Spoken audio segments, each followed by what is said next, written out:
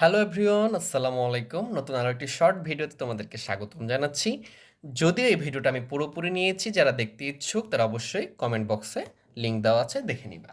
তাহলে এই ভিডিওটা হচ্ছে নবম দশম শ্রেণীর সূচক ও লগারিদমের 81 পৃষ্ঠা, যেটা তোমাদের 4.1 অনুশীলনে 22 নম্বর সৃজনশীল প্রশ্নের সমাধান।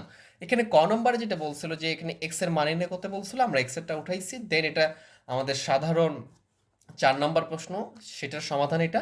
তো এইভাবে আমরা এটার সমাধান বের করে ফেলছি খুবই খুবই সিম্পলি। এবারে খ নম্বরে আমাকে বলতেছিল যে ওয়াই প্লাস এই অংশটার মান দেখাও যে 4।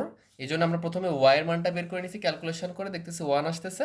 এখন ওয়াই এর মান বসাইছি আর এখানে পাওয়ার করে দিলে 4, এই 1 আর প্লাস 3 মিলে 4 হয়ে গেছে, সমাধান বের করে ফেলতে পারছি খুব ইজিলি আমরা।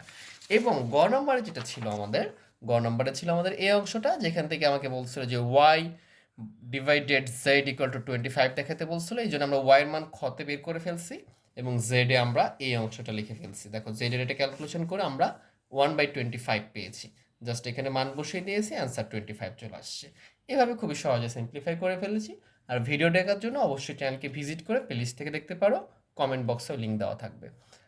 আল্লাহ হাফেজ।